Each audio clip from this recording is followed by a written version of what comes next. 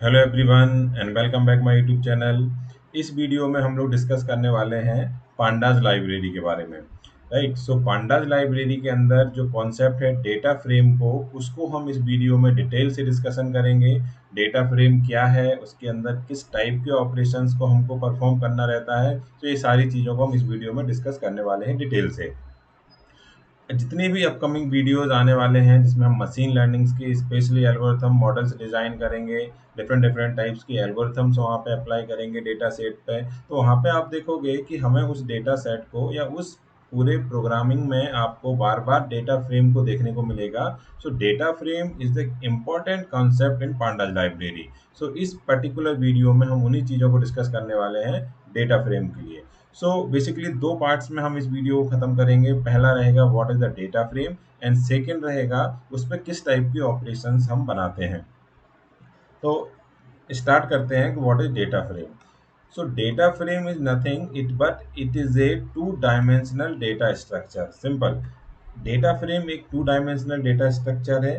Two dimensional data structure का simple सा meaning है कि हमारे डेटा को हम लोग रो एंड कॉलम्स के टाइप से रिप्रेजेंट करने वाले हैं, शो करने वाले हैं। तो डेटा फ्रेम एक टू डायमेंशनल डेटा स्ट्रक्चर है जिसमें हम डेटा को रिप्रेजेंट करेंगे अपने रो एंड कॉलम के बेसिस पर, नथिंग एल्स, सिंपल।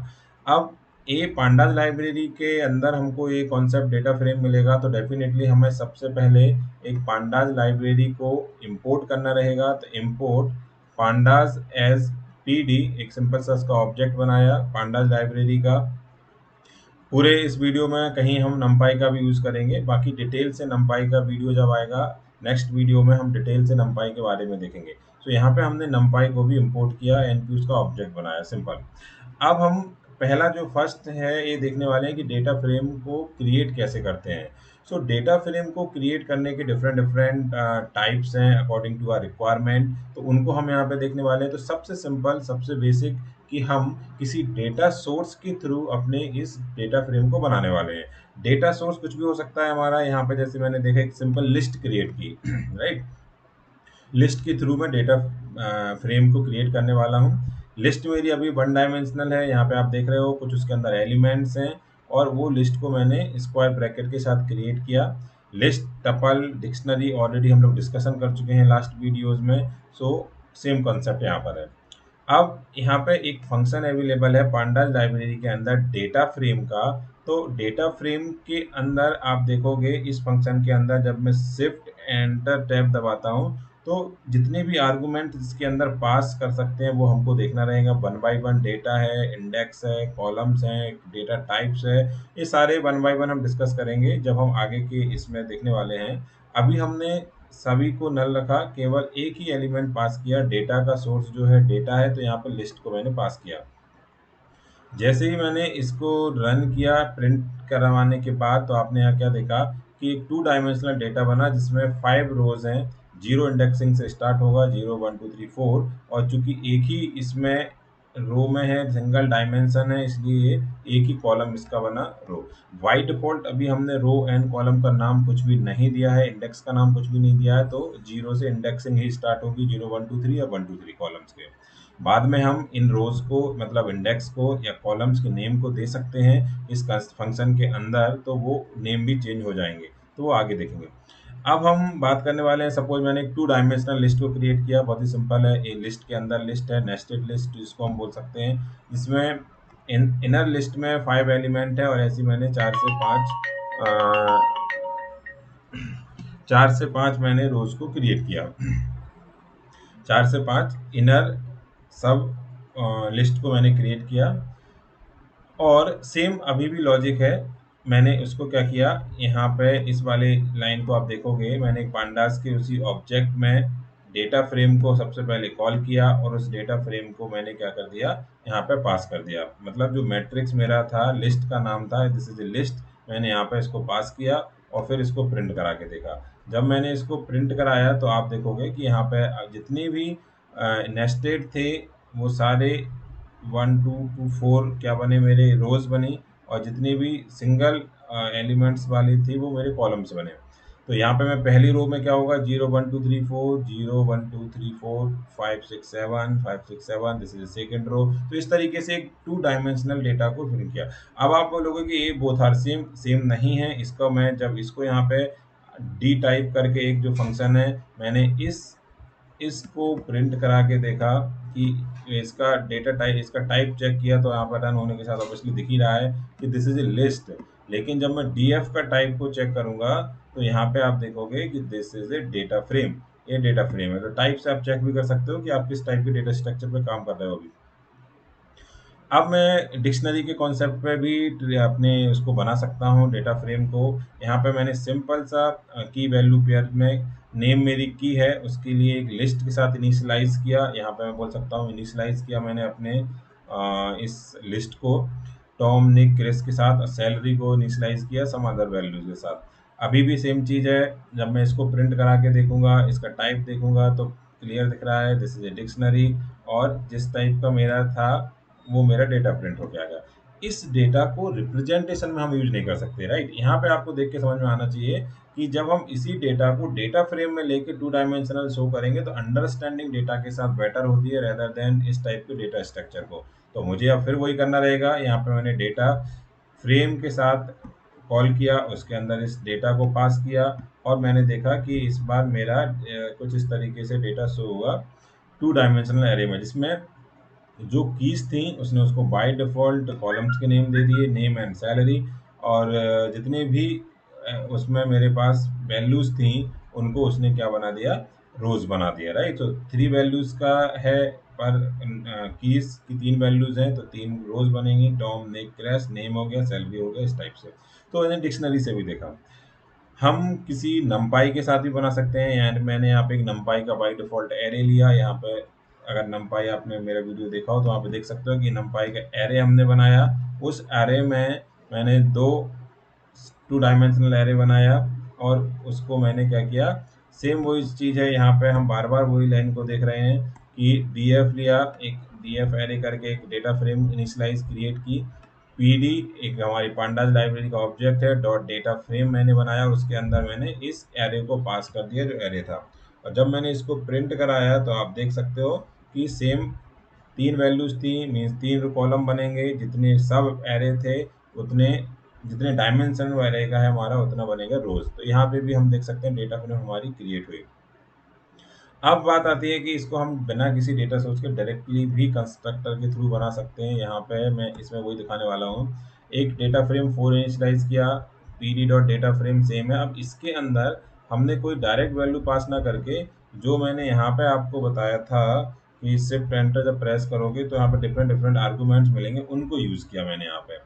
सिंपल सा है। सबसे पहले डेटा में मैंने क्या लिया, पहले वाले एलिमेंट्स में मैंने एक नमपाई का अरेंज करके फंक्शन लिया जो 0 से 12 मीन्स ये 12 वैल्यूज़ को, 12 वैल्यू को जनरेट करेगा। शेप उसका इस तरीके से डिसाइड किया कि 4/3 में, मतलब 4 रोज में डिवाइड करेगा वो, सॉरी हाँ 4 रोज में डिवाइड करेगा और 3 कॉलम्स में डिवाइड करेगा। सो इस तरीके से मैंने इसको लिया। ये अरेंजमेंट इंडेक्स मतलब था कि उसमें आपको अभी तक आप जो इंडेक्स में देखते आ रहे हो 0 1 कुछ इस टाइप से आ रहा था। यहाँ पे आप इंडेक्स देख सकते हो कि जो मैंने जो रो, जो पर्टिकुलर स्ट्रिंग दी है वो इंडेक्स बनेगी, कॉलम की वैल्यू जो मैंने दी है वो कॉलम की वैल्यू बनेगी, राइट। तो ये मेरा डेटा फ्रेम 4 रेडी है इस तरीके से।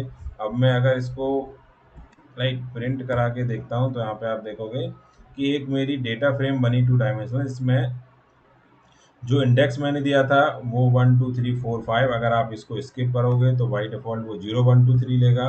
कॉलम को स्किप करोगे तो वो 0 1 2 लेगा। यहाँ पे मैंने कॉलम के नाम दे दिए।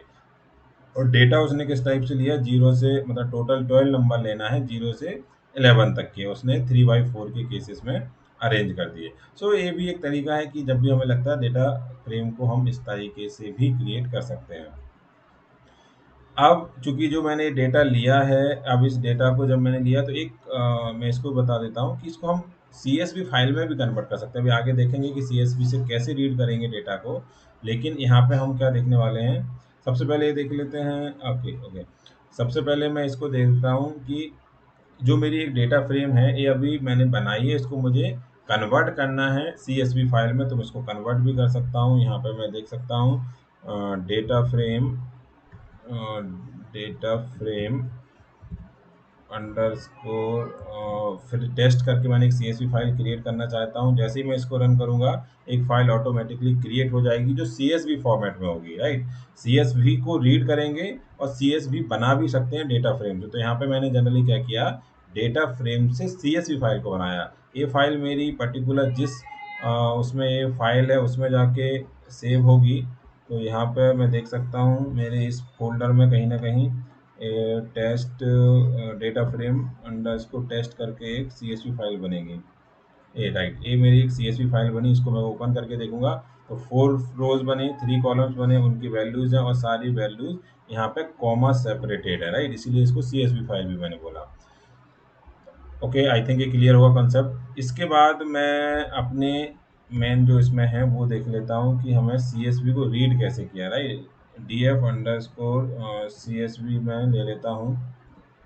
अब मुझे एक CSV फाइल को रीड करना है, राइट। तो मेरी डी ड्राइव में एक फोल्डर के अंदर एक Titanic train dot CSV file है, मुझे उसको रीड करना है अपने इस डेटा सेट में। तो इसको मैं डिटेल से आगे और डिस्कस करूंगा।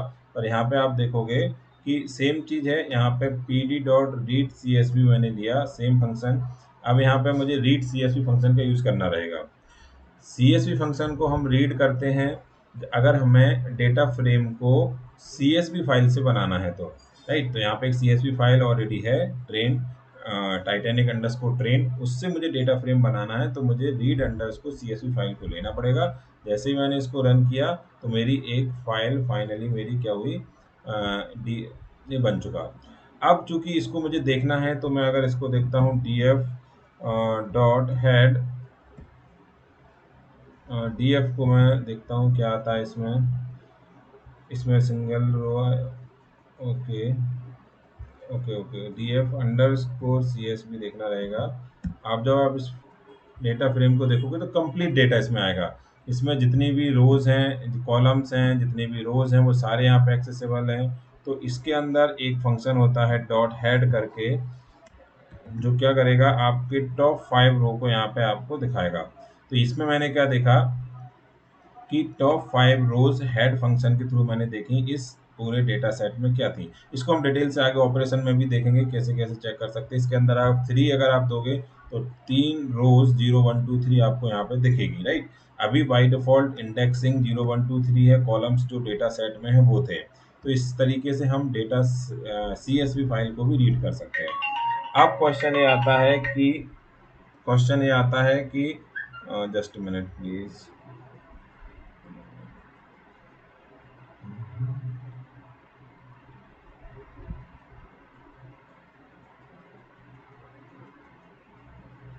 ओके, सो अब क्वेश्चन ये आता है कि इसमें क्या क्या ऑपरेशन हम कर सकते हैं। अभी तक हमने डेटा फ्रेम को क्रिएट करना सीखा डिफरेंट डिफरेंट तरीके से। अब हम बात करने वाले हैं इसके ऑपरेशंस की, राइट। तो ऑपरेशन में सबसे पहले एक बेसिक सा ऑपरेशन है काउंट करके। इसमें हम 0 और 1 दो तरीके से इसमें हम दे सकते हैं। 0 बेसिकली एक्सेस के लिए मतलब रो एक्सेस के लिए होता है। एक्सेस की वैल्यू अगर 0 है तो मीन्स रो है, और अगर 1 है तो कॉलम है, राइट। तो काउंट जनरली ये बताता है कि कितनी आपकी यूनिक वैल्यूज हैं। तो मैंने जो डेटा फ्रेम 4 बनाया है सबसे लास्ट में, पहले मैं उस पर बात करूंगा क्योंकि वो छोटा सा डेटा फ्रेम है, इसलिए ये वाला, इसलिए सारे ऑपरेशन आपको क्लियर समझ में आएंगे इस पर। तो मैंने इसमें क्या किया, काउंट फंक्शन किया, एक काउंटिंग करके देगा आपको कितनी है। तो मैंने यहाँ पे स्टार्टिंग में 0 लिया, इसका मतलब है कि कॉलम 1 में 4 वैल्यू हैं, कॉलम 2 में भी 4 वैल्यूज हैं, कॉलम 3 में भी 4 वैल्यूज हैं, जो आप देख पा रहे होगे यहाँ पे 4 वैल्यूज हैं। और अगर मैं इसी को 1 कर देता हूँ df डॉट काउंट को, जो पहला फंक्शन मैं डिस्कस कर रहा हूँ, तो ये जनरली कॉलम्स को लेगा। ओके, मतलब इसने रोज में बताया कितने कॉलम है। पहले रो में 3 कॉलम है, दूसरे रो में भी 3 कॉलम है, थर्ड रो में 3 कॉलम है, फोर्थ रो में भी 3 कॉलम है। इस तरीके से इसने सारे कॉलम्स को यहाँ पे डिफाइन किया। तो नंबर ऑफ कॉलम्स में कितनी वैल्यूज हैं, नंबर ऑफ रोज में कितनी वैल्यूज हैं, उनको अगर लेना है तो मुझे इस काउंट फंक्शन को यूज़ कर सकता हूँ। एक चीज़ यहाँ पे ध्यान रखने की है कि अगर यहाँ पे मेरी सपोज नल वैल्यूज़ होती तो नल वैल्यूज़ को काउंट नहीं करेगा और आपको उस समय 2 वैल्यूज़ देगा रेदर देन 3। क्लियर है? चलिए, अब आती है बात बेसिकली कि हमें किसी एलिमेंट को डेटा फ्रेम से एक्सेस करना है तो कैसे करेंगे। तो डेटा में एक जस्ट मिनट, पहले हेड को ऑलरेडी हम डिस्कशन कर चुके हैं।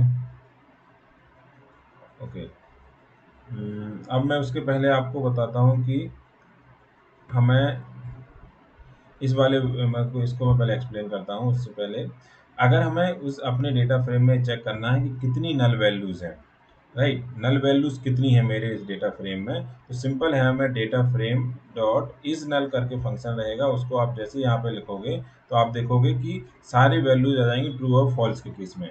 जहाँ जहाँ पे फॉल्स है मतलब वो नॉट नल वैल्यू है, जहाँ जहाँ पे ट्रू है वो नल वैल्यूज है, राइट। तो ये तो हमने छोटा से डेटाबेस पे देखा था। अब मैं इसी चीज़ को आपको अपना जो टाइटैनिक डेटा सेट को भी मैंने किया उस पर देख लेते हैं। पहले इस ऑपरेशन को देख लेते हैं। तो मेरी थी df_,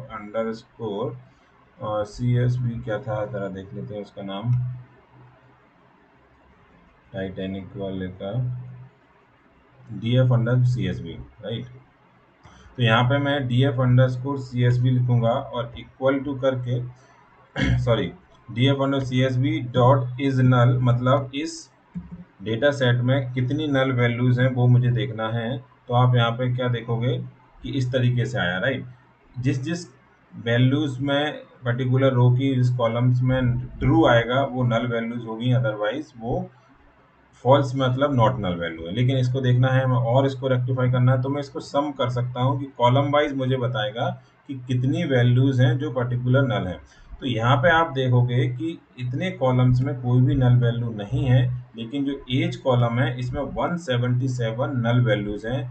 केविन जो कॉलम है उसमें 687 नल वैल्यूज हैं और इसमें आप देखोगे तो 2 नल वैल्यूज है इस कॉलम में, राइट। यहाँ पे तीनों में जीरो आया था क्योंकि जीरो नल वैल्यूज थी। तो हमें अगर नल वैल्यूज को फाइंड करना है कि कितनी नल वैल्यूज हैं कितने कॉलम्स में, तो उनको हम यहाँ पे देख सकते हैं नल वैल्यूज को कैसे करना है। ठीक है, यहाँ पे आपको वही बताया। अब इसको मैं इस तरीके से भी देख सकता हूँ पर्टिकुलरली कि मुझे किसी यूनिक वैल्यू देखना है कि इसमें कितनी यूनिक वैल्यूज है मेरे एज ग्रुप में, या फिर सर्वाइवल या किसी भी आप केबिन में देख सकते हो कि कितनी यूनिक वैल्यूज हैं।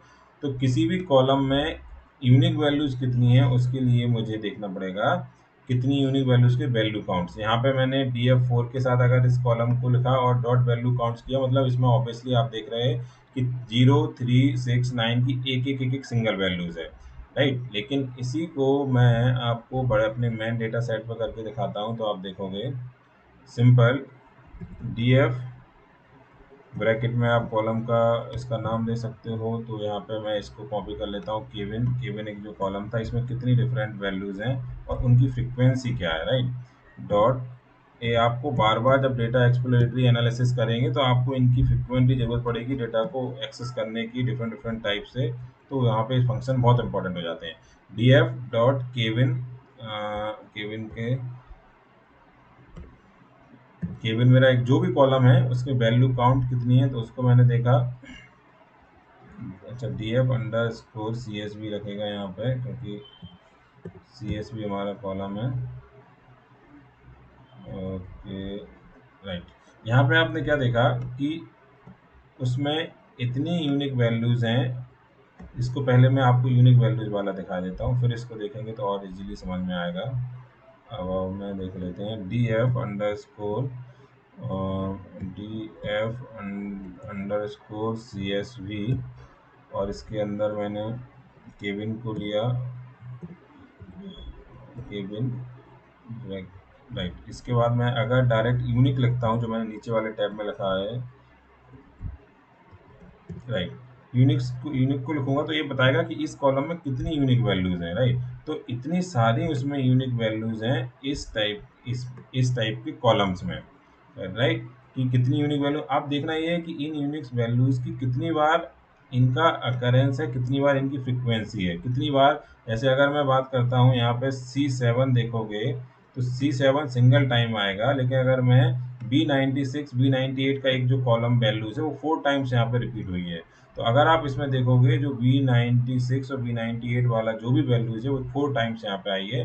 तो कितनी ये तो यूनिक वैल्यू है, ये यूनिक वैल्यू कितनी बार occurrence है इनका, तो उसको हम इस वाले फंक्शन से देख सकते हैं, डॉट वैल्यू काउंट से। तो डॉट वैल्यू काउंट से देखोगे तो इस तरीके से आपको वो बताएगा कि कितनी टाइप्स की वैल्यूज है। तो यहाँ पे एक फंक्शन और हमने यहाँ पे देखा कि कितनी यूनिक वैल्यूज निकालना है उस कॉलम में, और उन्हें यूनिक वैल्यूज कितनी बार आई है वो उसको भी देखना है। अब हमको अगर कॉलम्स देखना है कि कितने कॉलम्स हैं टोटल, तो आप डॉट कॉलम्स लिख सकते हो। जैसे मैंने DF4 में लिखा है, तो आपने जो छोटा डेटा सेट हमने बनाया था तो वहाँ पे देखा था हमने कि यहाँ पे कितने कॉलम्स थे। यहाँ पे 3 कॉलम्स थे, कॉलम 1, कॉलम 2, कॉलम 3। सेम इसी को मैं अपने मेन डेटा सेट पे देख लेता हूँ तो और अंडरस्टैंडिंग बनेगी आपकी। मेरा था DF_CS भी जो डेटा फ्रेम है, इस डेटा फ्रेम्स के कॉलम्स को रिट्रीव करना है। तो COL एक और फंक्शन इसमें हमको देखने को मिलेगा ऑपरेशन। तो इसमें ओके ओके कुछ CO राइट। यहाँ पे जब मैं रन करूँगा तो आप देखोगे कि इसके अंदर इतने कॉलम्स हैं आपके इस टेबल में, इस डेटा फ्रेम के अंदर। ठीक है, इस डेटा फ्रेम के अंदर कितने कॉलम्स हैं, इस इतने इतने कॉलम्स हैं इस डेटा फ्रेम के अंदर। अब इसमें एक और इम्पोर्टेंट चीज़ है जो आपको मैक्सिमम टाइम जब एक्सप्लोरेटरी डेटा एनालिसिस पे हम काम करते हैं, कि इसमें न्यूमेरिक कॉलम जो हैं उनका हमें बहुत सारा मैक्सिमम, जब हम मॉडल क्रिएट करेंगे तो न्यूमेरिक कॉलम्स पे काम करेंगे या उनकी इनकोडिंग करके न्यूमेरिक बनाएंगे कि जो नॉन न्यूमेरिक कॉलम्स हैं तो उनका हमें डिस्क्राइब करके जब हम देखेंगे। जैसे जो मेरा अपन ने एक छोटा सा एग्जांपल लिया है, उस पे मैंने जब डिस्क्राइब किया तो डिस्क्राइब जनरली ये बताता है कि जितने भी न्यूमेरिक कॉलम्स हैं, यहाँ पे सारे न्यूमेरिक कॉलम हमने लिए थे, उसका काउंट क्या है, उसका मीन क्या है, स्टैंडर्ड डेविएशन क्या है, मिनिमम वैल्यू क्या है, 25%, 50%, मैक्सिमम वैल्यूज क्या है, इस सारे डिस्क्रिप्शन हमें एक साथ दिख जाएगा हमारे उस डेटा सेट का। तो यहाँ पे अगर मैं देखता हूँ जैसे एज मेरा ऑब्वियसली न्यूमेरिक कॉलम होगा इस मेन डेटा सेट में, तो मैं जब इसको लिखूंगा DF_CSV और डिस्क्राइब अगर मैं जब करता हूँ तो आप डिस्क्राइब करेंगे तो ये जितने भी इसके अंदर न्यूमेरिक कॉलम है उन सब का ये क्या करेगा, आपका पूरा डिस्क्रिप्शन यहाँ पे देगा इस डेटा फ्रेम से। काउंटिंग कितनी है, उनका मीन कितना है उस कॉलम का। तो अगर एज को मैंने यहाँ देखा था तो एज की काउंटिंग टोटल इतनी हुई, इस एज का अगर एवरेज निकालूं तो 29 एज में एवरेज एज है। स्टैंडर्ड डेविएशन की अगर मैं बात करूंगा तो 14 है। मिनिमम जो एज है वो 4.42 है। तो इस तरीके से मैं पूरे डेटा का एक स्टैटिकल एनालिसिस भी कर सकता हूँ डिस्क्राइब फंक्शन के through, right. So this is also important function, ये सारे न्यूमेरिक कॉलम पे ही काम करेगा। उसके बाद इन्फो करके भी एक इम्पोर्टेंट फंक्शन है जो आपको ये सब कुछ बताएगा कि आपके उस डेटा सेट में क्या क्या है, मतलब उसमें कितने कॉलम्स है, किस टाइप के कॉलम है। तो अब मैं इसी में एक और ऐड करता हूँ, और CSV डॉट DF_CSV मेरी एक डेटा फ्रेम है जो मैं बार बार जिसका हम यूज़ कर रहे हैं, जो टाइटैनिक डेटा सेट के लिए हमने क्रिएट की थी। इसका मैं इन्फो करता हूँ। इन्फो फंक्शन क्या देता है, कंप्लीट इन्फॉर्मेशन देगा इस फंक्शन की, जो बहुत इंपॉर्टेंट है। जब आप डेटा को समझते हो, अंडरस्टैंड करते हो, तो डेटा फ्रेम पे सारे ऑपरेशन इंपॉर्टेंट है। लाइक कि इसमें कितने कॉलम्स हैं, यस इसमें इतने कॉलम्स हैं, उन कॉलम्स का डेटा टाइप क्या है। जो लास्ट वाला कॉलम मुझे बता रहा है कि पैसेंजर इन 64 फ्लोट, ये सारी चीज़ें। नेम उसका ऑब्जेक्ट डेटा टाइप का है। नॉन नल कितनी वैल्यूज़ हैं, नल काउंट कितनी है, ये सारी चीज़ें मुझे बेसिकली किस में मिल जाएंगी, इन्फो फंक्शन के थ्रू। इन्फो हो गया जो इम्पोर्टेंट है, डिस्क्राइब हो गया जो न्यूमेरिक जितने कॉलम्स हैं उनका क्या करके देगा हमें, सारे standard deviation, mean, count, average सब कुछ निकाल के देगा। तो ये भी एक इम्पोर्टेंट फंक्शन है। अब इसमें मैं बात करता हूँ सिंपल कि किसी को एक्सेस कैसे करेंगे किसी भी वैल्यूज़ को। तो सिंपल है, एक्सेस करने के दो फंक्शन यहाँ पे अवेलेबल है मेरे पास, एक लोकेशन और एक iLoc। लोकेशन बेसिकली जो फंक्शन होता है, अब मुझे इस डेटा फ्रेम से वैल्यू को रिट्रीव करना है, राइट। तो लॉक और iLoc दो फंक्शन है। iLoc बेसिकली इंडेक्स बेस है, और लॉक जो फंक्शन है वो डायरेक्टली कॉलम या आपको रो की वैल्यू देनी पड़ेगी तब आपको एक्सेस करेगा। तो सिंपल है, अगर मुझे रो 2 को एक्सेस करना है तो डायरेक्टली मैं लोकेशन फंक्शन को यूज़ करूँगा और कॉल 2 को यूज़ कर सकता हूँ, राइट। तो दूसरी वाली जो रो मेरी थी 3 4 5, यहाँ पे देख सकते हो ये 3 4 5, ये मेरी रो एक्सेसिबल है। इसी तरीके से अगर मुझे मेरा जो डेटा सेट था टाइटैनिक वाला, उस डेटा सेट में से मुझे सपोज 80th नंबर की रो को एक्सेस करना है, तो मैं क्या लिखूंगा, C S V underscore, sorry D F underscore C S V, D F under C S V bracket के अंदर मुझे देना पड़ेगा, रो की वैल्यू देनी पड़ेगी, पर यहाँ पे मुझे लेना पड़ेगा रो नंबर को इंडेक्स। अगर मैंने 5 लिया, देखते हैं क्या आता है इससे, ये कुछ एरर आएगी, रो 5 कीवर्ड रो, ये एक्चुअली इंडेक्स ले रहा है, मैं यहाँ पे कॉलम देता हूँ,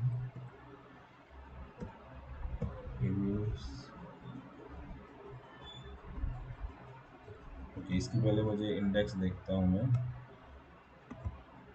डी एफ डॉट, इसको पहले मैं लेता हूँ, तो इसकी इंडेक्सिंग देखनी पड़ेगी, रोज की वैल्यू क्या है, 2 3 4, अगर मैं यहाँ पे लेता हूँ,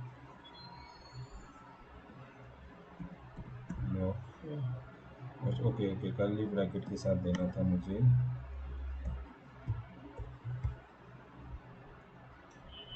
यस। तो इसने क्या किया, दूसरी रो को मुझे दिया सारे एट्रीब्यूट को इस पैटर्न में, कि जो सेकंड रो है उसमें इन सारे एट्रीब्यूट्स की क्या क्या वैल्यूज़ है। अगर मुझे 100 नंबर की रो का देखना है कंप्लीट रिकॉर्ड, तो इसको मैं ऐसे देख सकता हूँ कि 100 वाली रो में जो ये वैल्यूज़ है उस डेटा, उन सारे एट्रीब्यूट्स की, राइट।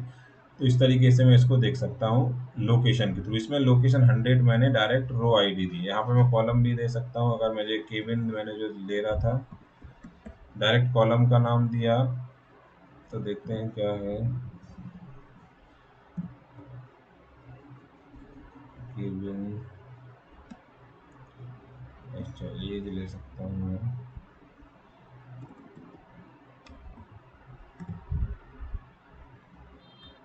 इसमें कुछ प्रॉब्लम्स हैं, कीवर्ड इज लोकेशन, ओके, इसको भी देखते हैं। तो अभी मैं दूसरी इंपॉर्टेंट चीज बताने वाला था कि इसी लॉग फंक्शन के थ्रू हम, ओके ओके ओके, इस तरीके से ले सकते हैं।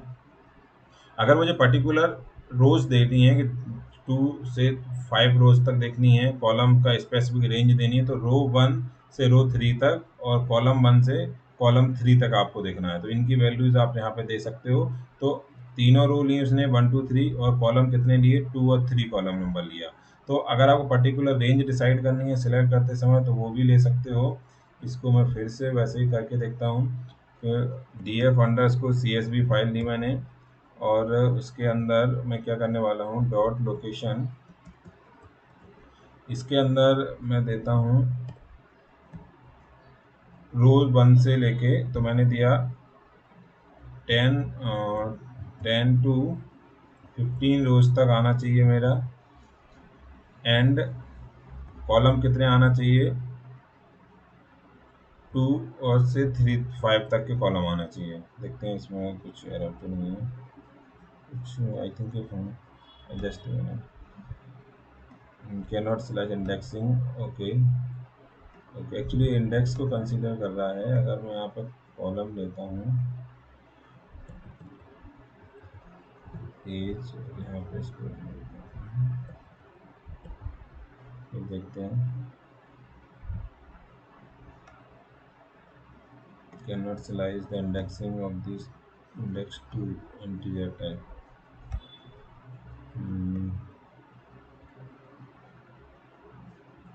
ओके, ये रोज नहीं, ये 0 से 1 2 3 है, क्या जस्ट ये गलत डिस्प्ले चीज़ को है,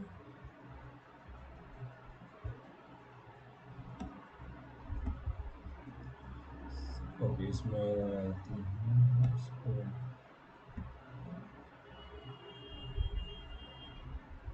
एक्चुअली डिस्प्ले फंक्शन से आप उसको करते हो, तो वो एक्चुअली इस लुक एंड फील में आपको दिखता है। अदरवाइज डायरेक्टली आप करोगे तो उसमें बॉर्डर इस टाइप की कोई भी फीलिंग आपको डिस्प्ले में नहीं दिखेगी। इसमें कुछ एरर है, मैं इसको देखता हूँ, रो 1 2 3 10 to 5, इसमें अगर मैं लेता हूँ कॉमा एज सिंबल। ओके। देखो इसने क्या किया, 10 टू 15 तक की सारी रो ली और उसमें केवल वो एट्रीब्यूट लिया जो हमें लेना है। अब यहाँ पे देखना पड़ेगा कि इसमें मुझे जो अगला कहाँ से कहाँ तक की रेंज देनी है। इसमें मैं देखता हूँ एज के बाद टिकट, टिकट को ले लेता हूँ मैं। उसने बताया कि एज से शुरू करना है, as S S A P B R से टिकट, इसके बीच में 4 कॉलम्स हैं तो 4 कॉलम्स को उसने लिया और 10 to 15 तक का उसने क्या लिया, कंप्लीट 10 या 15 रोज को लिया। तो इसमें हम लोकेशन के थ्रू डायरेक्टली देख सकते हैं कि कहाँ से कहाँ तक हमें रोज को लेना है, किस कॉलम से किस कॉलम को लेना है। सारे इंपॉर्टेंट फंक्शन है क्योंकि ये सारी आपको जब आप एक्सप्लोर करोगे डेटा को तो ये ज़रूरत आपको उसकी पड़ेगी। अब फंक्शन आता है सिंपल सा आई लॉक, तो इसमें हम इंडेक्सिंग पे जनरली बात करते हैं। जैसे वहाँ पे आप क्लियर देखा था हमने कि वहाँ पे हमने रोज और कॉल्स डायरेक्टली लिखा था, लेकिन यहाँ पे हम क्या देख रहे हैं, यहाँ पे हमने जब लॉक के साथ इसको यूज किया था तो रो 1 2 3 4 लिखा था, पर यहाँ पे हम इंडेक्स लिखेंगे उसकी 0 1 2 3 0 1 2 3, तो ये इंडेक्स के साथ काम करता है। राइट, ये इसको आप प्रिंट कराओगे तो इस तरीके से वैल्यू को प्रिंट करेगा। तो आई लॉक और लॉक के थ्रू हम डायरेक्ट देख सकते हैं। इज नल को ऑलरेडी डिस्कशन कर चुके हैं, कितनी नल वैल्यूज हैं सम के थ्रू कर सकते हैं। राइट, वैल्यू को काउंट कर सकते हैं, यूनिक वैल्यू निकाल सकते हैं, यूनिक वैल्यूज कितनी हैं, फ्रीक्वेंसी उनकी उसको भी निकाल सकते हैं यूनिक अंडरस्कोर काउंट फंक्शन के थ्रू। राइट, तो ये सारी चीज़ें, कॉलम्स क्या क्या हैं उनको निकाल सकते हैं, डिस्क्राइब करके सारा स्टैटिकल इंफॉर्मेशन न्यूमेरिक कॉलम्स की निकाल सकते हैं। तो ये सारी चीज़ें हम देख चुके हैं। अब हमने जो बात की थी इसमें छोटा सा कि और डॉट रीड CSV फाइल से हम डेटा फाइल को क्रिएट करेंगे। अब यहाँ पे एक चीज़ और ध्यान से देखने वाली है कि अभी तक हमने आपने क्या देखा था। जैसे इसमें मैं आपको बता दूं कि राइट,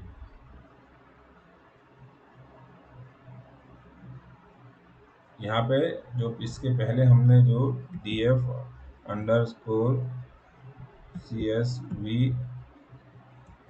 डॉट इन्फो किया था,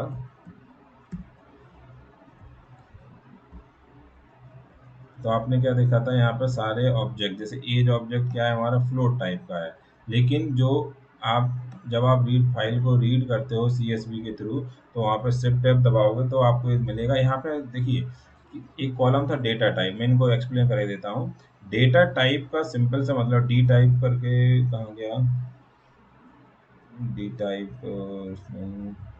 और भी आएगा, राइट, डी टाइप। तो डी टाइप का सिंपल से मतलब है कि अगर आपको किसी पर्टिकुलर डेटा टाइप को चेंज करना है तो आप उसको चेंज कर सकते हो। जैसे एज न्यूमेरिक कॉलम था, राइट, तो मैंने उसको पहले क्या कर दिया था, इस डिस्प्ले में डेटा फ्रेम में एज को फ्लोट से कन्वर्ट कर दिया। तो जो एज 2G 20 38 था अभी कैसे हो गया, ए हो गया। इसी तरीके से आप कॉमा लगा के किसी 2 3 कॉलम्स को भी एक साथ उनके डेटा टाइप चेंज कर सकते हो इस डेटा फ्रेम में। इसमें एक और जो पैरामीटर है उसको देख लेते हैं, सेपरेटेड। सेप का जनरली कंसेप्ट क्या होता है, यहाँ पे अगर मैं ऐसे लिख सकता हूँ,